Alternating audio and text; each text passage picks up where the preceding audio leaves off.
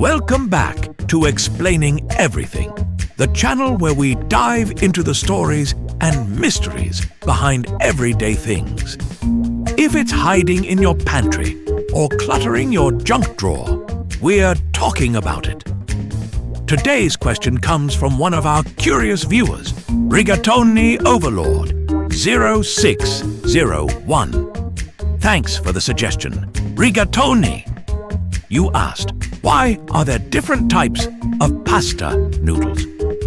A fantastic question, because if you've ever stood in the pasta aisle staring at 27 types of noodles thinking, aren't they all the same? You're not alone. Today, we're untangling the mystery behind why pasta comes in so many shapes, sizes, and swirls. From spaghetti to bow ties to those twisty ones nobody can pronounce. We're breaking down what each pasta does. And no, it's not just for looks. So, grab a fork, maybe some Parmesan, and let's carb load our brains right here on Explaining Everything.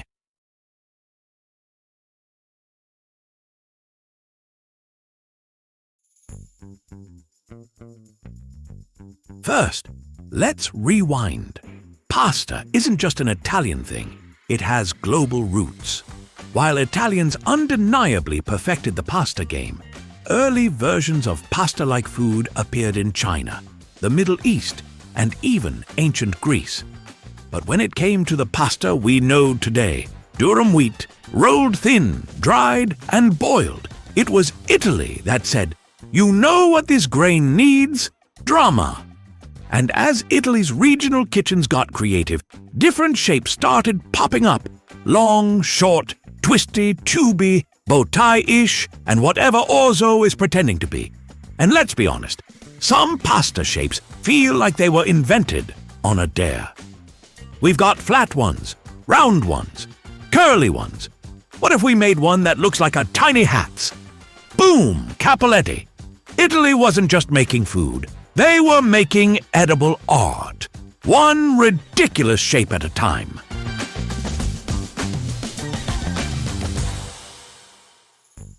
Okay, but why does pasta need so many forms?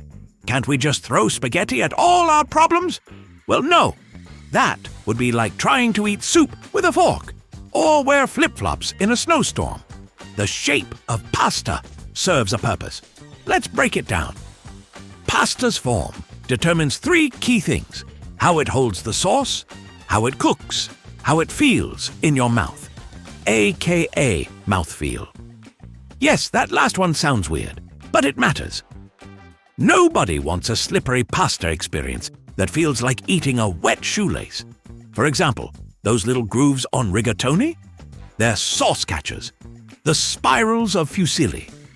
Sauce traps. Every curve, twist, and ridge is engineered to maximize flavor delivery straight to your taste buds. Pasta isn't just food. It's a deliciously sneaky sauce vehicle.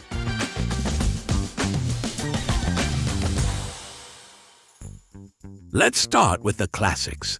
Long noodles like spaghetti, fettuccine, linguine, and their show-off cousin, pappardelle. These are made for light to medium sauces.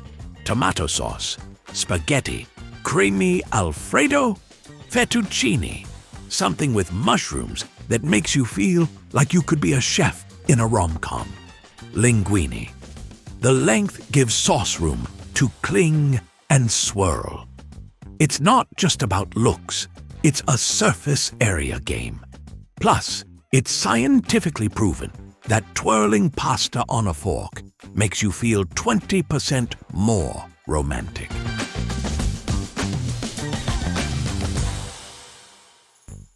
Now meet the short kings of pasta: penne, rigatoni, ziti, and farfalle, aka bow tie pasta, aka the only one kids will eat because it's cute.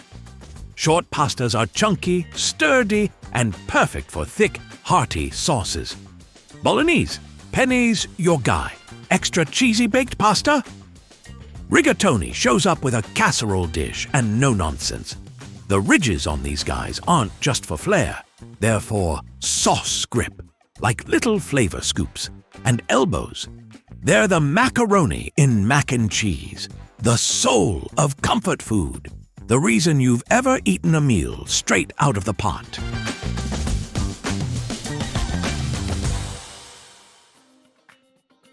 Now, the unsung heroes, fusilli, rotini, and gemelli.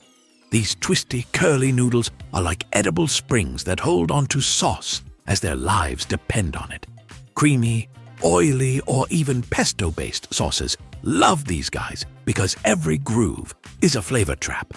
You think you've taken a bite, and bam! Surprise pesto punch to the taste buds. Also, they're fun. Look at fusilli and try not to smile. You can't. It's a noodle having a midlife spiral in the best way.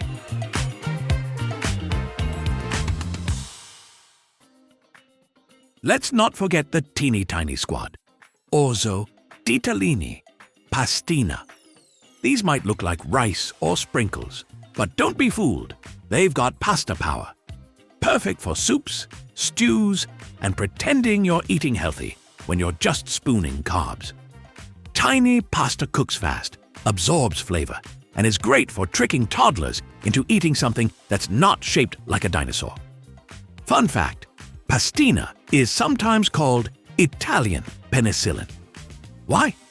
Because when you're sick, sad, or just emotionally done, a warm bowl of star-shaped noodles has the healing power of 1,000 hugs.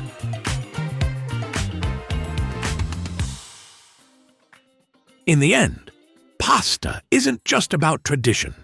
It's culinary engineering. The shapes weren't randomly invented. They evolved for flavor, function, and frankly, fun. Chefs didn't just sit around making balloon animals out of dough. Each type of pasta plays a role in delivering flavor, holding texture, and making sure your sauce-to-noodle ratio hits perfection. It's food architecture with a sprinkle of sass.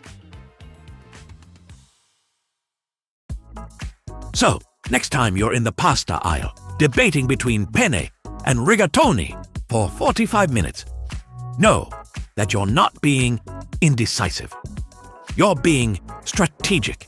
Remember, not all noodles are created equal, and picking the right one can be the difference between meh and a chef's kiss. Stay saucy, stay curious, and we'll see you next time on Explaining Everything, where even pasta gets the spotlight it deserves. If you like this video, hit that like button and subscribe.